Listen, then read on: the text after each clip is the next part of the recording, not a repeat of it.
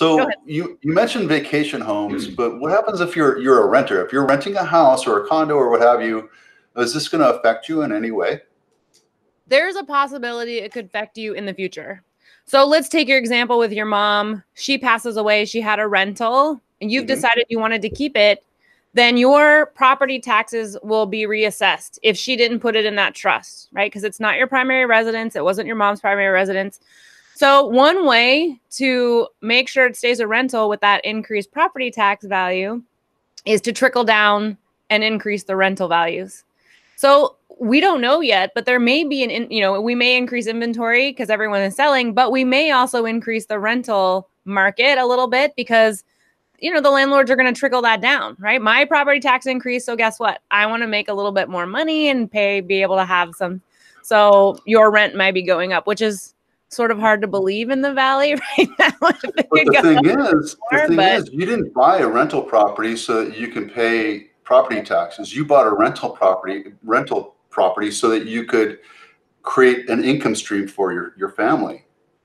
And now that option is being taken away, or your margins have become so they're so low, small. Would you really do that? I don't know. Right. I don't know. But that's the thing, is like the whole thing I talked about with Proposition 13 and the Proposition 15, putting the foothold thing. When you increase property taxes on commercial property, a strip mall, that means the renters, the landlord, the owner has more property taxes that they have to pay, which means that the renters, the small shop owners, are going to have to pay more rent. And more rent means more expensive sandwiches, more expensive dry cleaning, more expensive coffee, more expensive everything. And you don't realize it, but you're like, hey, I think this is fair. But then after you think about it, I don't want to pay $25 for a sandwich. I don't. There's a whole trickle down effect that's going to happen. You have to weigh the whole cause and effect of everything. And that's what scares me about this Proposition 19. We're going to see a massive problem with people not being able to afford rent because of this choice that we made, right? Good or bad. I'm not here to tell you that was a good thing or a bad thing. We just have to figure out how to work through it. Yeah, and I think here in the Valley we're sort of isolated, but if you look at some of the other communities, like Fresno and Bakersfield and some of the lower income, I mean, their plan is to pass down the home to the children so they can afford to live there. If the children get their home, even if it's a lower value and it gets reassessed and the property taxes increase, 3-4 times, they're not going to be able to afford that home. Even if they wanted to, they wouldn't be able to afford it. So I think it's going to affect disproportionately kind of a lower income family, a lower income area. It's going to have a disproportionate effect. It's not going to impact us necessarily as much as maybe it would, Redding County or Fresno County or something like that. I think that's my opinion personally. So, not getting political or not, because this is not a political show. And I tell everybody, I have friends on both sides of the aisle. I tell everybody, I love you no matter who you vote for. It doesn't matter. And I respect your decision. But at the end of the day, what we have done is further separate the haves and have-nots. Absolutely, 100%. 100%. Without the intention of it, because, again, it was a muddled ballot. Right? Absolutely. I think that it was very unclear. And the way it was advertised, I think, was a little unfair. Even when I read it, I was like, well, this sounds great. Yeah, let those over 55ers have more opportunities. And we just saw the fires decimate half the state. So, yeah, we need them to be able to move and keep. That's fair. They shouldn't have to have their taxes go up. So that sounds great. And then buried in there is like, oh, I'm not going to be able to inherit my parents' home or my grandparents' home because that was our plan, because I can't afford to live here and buy a house, even as an attorney, right?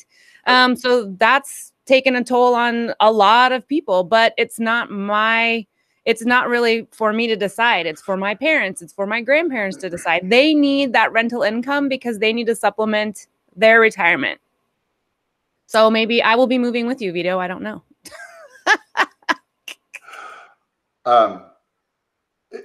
And I see the big picture of this. I truly do. I see it from the 500-foot view of well, the people that have the money, they can afford it. So let's just increase the rent or increase the property taxes so that it's just above painful. And then in a couple of years, once we run through, you know, the 30% of the population that typically rotates through and buys another house or moves or what have you, job transfers, death, what have you, divorce, that kind of, that will become the new norm, and people kind of get used to it.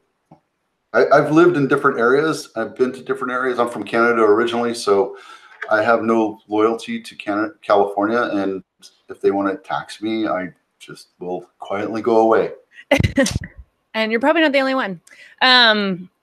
So one really important thing to note about Prop 19, which I think is a huge thing, is, again, it's going into effect in February.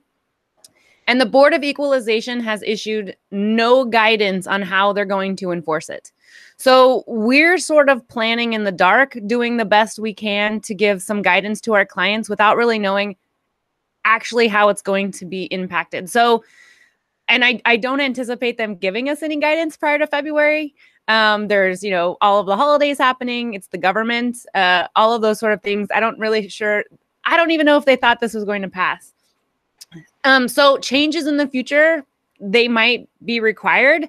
I've heard rumors that they're already gearing up to challenge it because of the number of propositions that were changed, which apparently was unconstitutional. You can't affect 4 different propositions in one proposition. Whether or not that will be successful, I don't know. My crystal ball is broken. I don't know. Yeah, so we're still fighting to figure out who's gonna be president, and yeah, I'm so done with that story. I stopped watching the news years ago, so I kind of chip in every once in a while, and you know, I get these opinions from both sides, and I'm like, I don't care. It's so polarized now. It's probably a good idea. Right.